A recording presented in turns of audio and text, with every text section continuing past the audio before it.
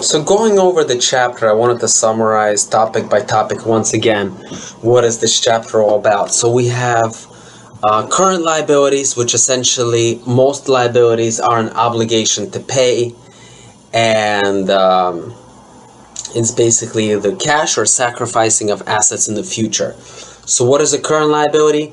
It's something that is due in the next 12 months, and or if your operating cycle is longer than 12 months, it could be longer, but for all purposes it should be 12 months. Okay, and basically current liabilities are reported at their maturity amounts, meaning that current liabilities are not recorded at present values, like for example bonds. Okay, and this is because they're due within such a short period of time.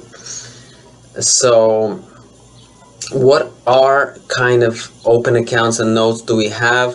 So essentially notes are just like loans, and notes bear interest and have a maturity date. So that's what we have to know. The short-term notes payable essentially is a line of credit.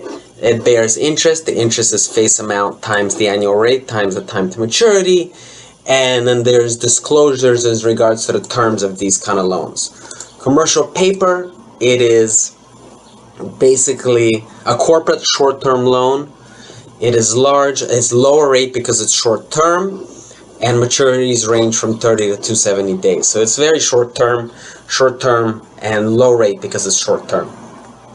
So accrued liabilities, again, we're talking about bills, we're talking about salaries or wages payable, income taxes, and interest payable. All of these accrued liabilities involve some kind of computation. What's the payroll amount? What's the income tax amount?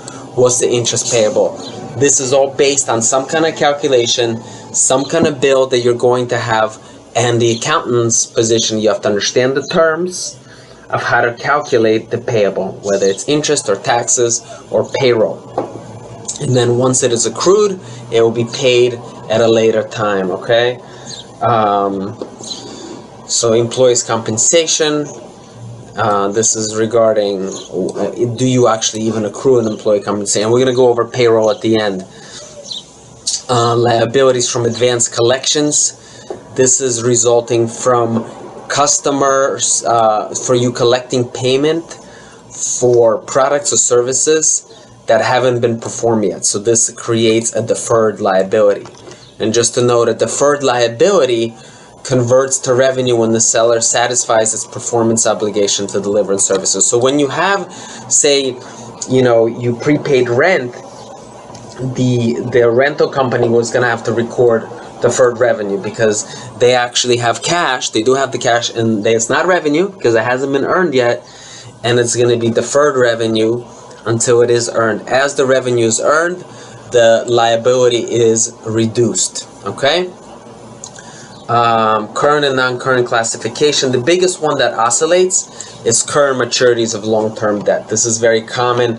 Say there's a mortgage that is due. The piece that is due this year is actually a current liability. All the principal payments due this year are the current liability, and they get reclassified little by little every year. Then we have loss contingencies, which we went over. This is probable, and the amount is reasonably estimatable. That's usually legal. And then we discuss whether it's disclosed as the amount or just in the footnote, right? Overall, the accounting for contingent loss under IFRS is quite similar to accounting under US GAAP. However, there are some important differences, and this is important. IFRS refers to accrued liabilities as provisions, okay, rather than as contingent liabilities, so it's more of a provision.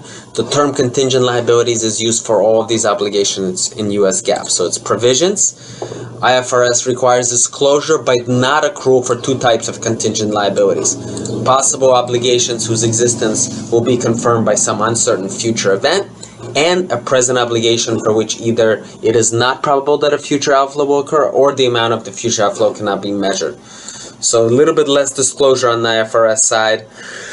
And then the last piece that we put a lot of emphasis on is the piece on payroll-related liabilities. Please look that over several times because we have to pay withholdings on federal tax, state, that's income tax. Social Security and FICA taxes, this is payroll to the IRS.